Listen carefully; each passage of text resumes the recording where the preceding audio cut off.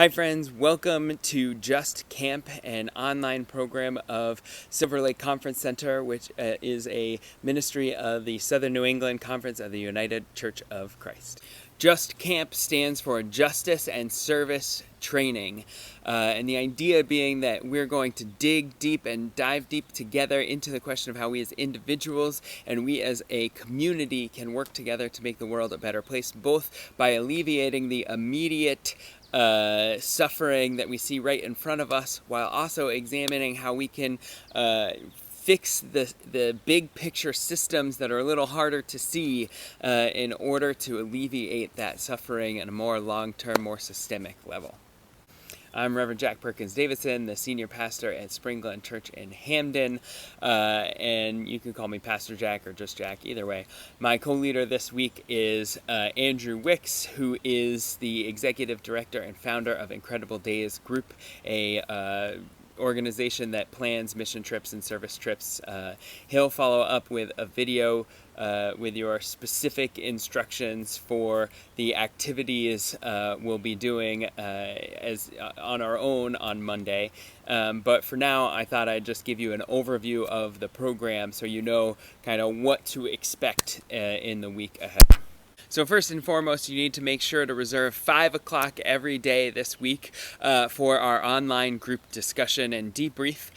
So we'll meet online for about an hour, 15, hour and a half on Zoom. We'll send that Zoom link out to you. And we'll start in the first half of that time together with a special guest speaker who will talk about a very specific topic. And then the second half of that, we'll debrief what we heard from the speaker as well as debrief what we did during the day. If you can't make 5 o'clock work, then reach out to me and let's connect, and we'll figure out another way to make sure you are staying connected to the group and able to participate. We want to make sure that this works for everyone. Speaking about debriefing what we did during the day, what are we going to be doing during the day? So each day we'll send you 5 activities for you to do. You'll read something, you'll watch something, you'll do a service project, and you'll engage in a justice project. And then at the end of the day, we'll have our group discussion, which I already talked about. All right, so you got that: read something, watch something, service, justice, discussion. Cool? Pretty simple. So those first 4 things you'll do on your own time, whenever you are able. And then that last piece we'll do together at 5 o'clock, right, online.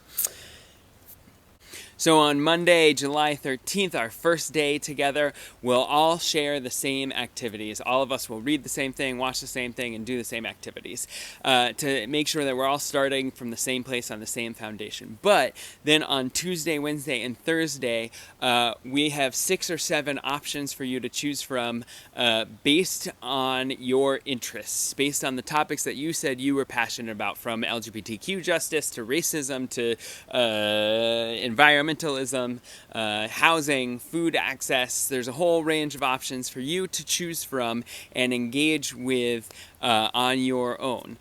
So each of those topics has, as I said before, something to read, something to watch, a service project, and a justice project, and then we all come together to discuss our various experiences and pull them all together. And part of the point of this is to help realize the multifaceted layers to poverty and injustice, and how the ways that these varying issues intersect with each other, and how in order to undo all of this injustice, we have to tackle all of these topics all at the same time. Then on Friday, we'll pull it all together again, and we'll engage in the same reading, video, and activities on Friday, and then as sort of a way to wrap it up and sort of look forward about how we want to, as individuals and as a group, continue engaging on these topics, continue doing the work of justice and service in the world, and we'll have some very cool guest speakers that day. We're looking at some state legislators, and we're looking at some community organizers organizers and some interfaith organizations. So it's going to be pretty cool. I'm pretty excited. I know Andrew's excited. I hope you're excited. Our goal is to make this both fun and meaningful, both powerful and uplifting, both serious, but also a little lighthearted and hands-on and enjoyable. Some of you said that you have parents who are able to drive you wherever, whenever. Some of you said that you're sort of stuck at home. Our goal is to make sure that these programs are adjustable for your needs and your abilities. So all of these options, all of these programs, all of these activities can be done either at home or out in the community. So if you have any questions about those, make sure you reach out to me, reach out to Andrew, and we can help talk you through what that looks like and what that means for you, how to adjust some of the community service projects for doing things at home. If you are going out into the world, make sure that you are safe about it. Make sure you're wearing a mask. Make sure that you're keeping good, safe social distance. Make sure you're not in a huge crowd. If you happen to be doing this work with some friends who live in the same town as you, you're welcome to engage in the work together. But again, be mindful of safe social distancing. And if you need any help or support, as I said, feel free to reach out to us. We're here for you. The other thing we're going to be doing this week is looking at how our faith sort of informs and guides and inspires this work, and how it can provide sort of a framework for us. So we'll look at a lot of different scripture passages with a very open mind for you to interpret them how you see, to question them, to push back on them, to really take them in as meaningful in whatever way you find them meaningful. But the overarching scripture for us this week is Isaiah 58. So I want you to go ahead and look that up if you are able to.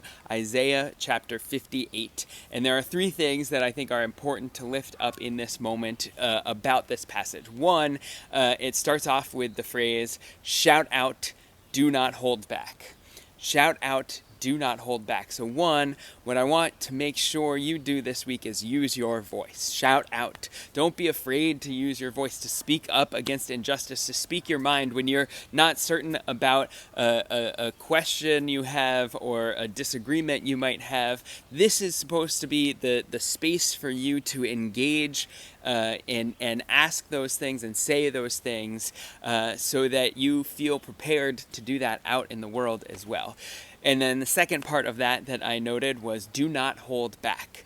This is intentionally designed to be a very proactive, self-motivated program. So you're only going to get out of it what you put into it.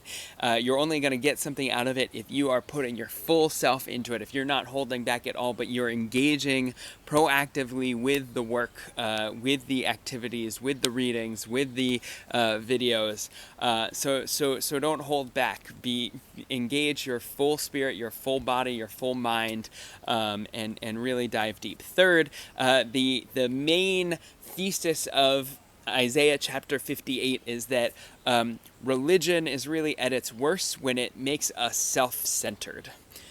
So it talks about fasting, which is the practice of giving up food for a period of time.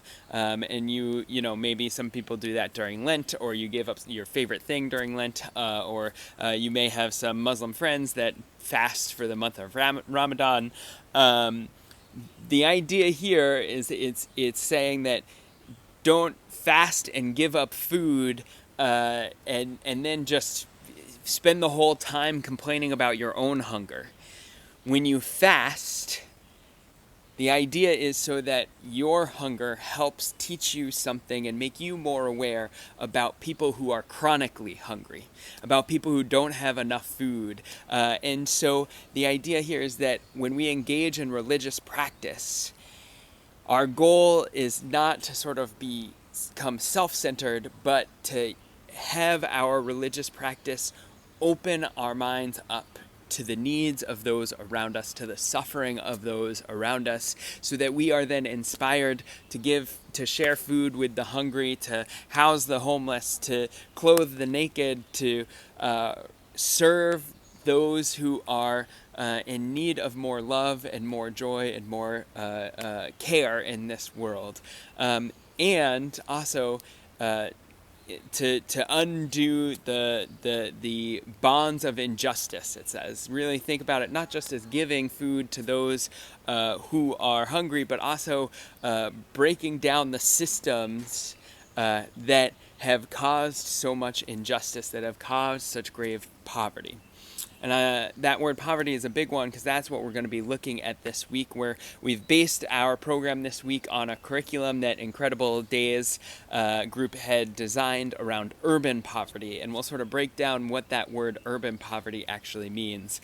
But for now, I'll just say that I invite you to engage in this program with your full self, to really be ready to dig deep, to be uncomfortable, to try new things, to think in more difficult ways that you might not be used to.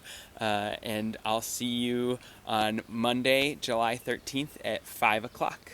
We'll send an email before then, that morning, with more detailed instructions for that day. And we'll have a link for our 5 o'clock discussion. Until then, reach out to me, jack@springglenchurch.org, or my cell phone number will be sent along with the email to this video. With that, I'll see you on Monday.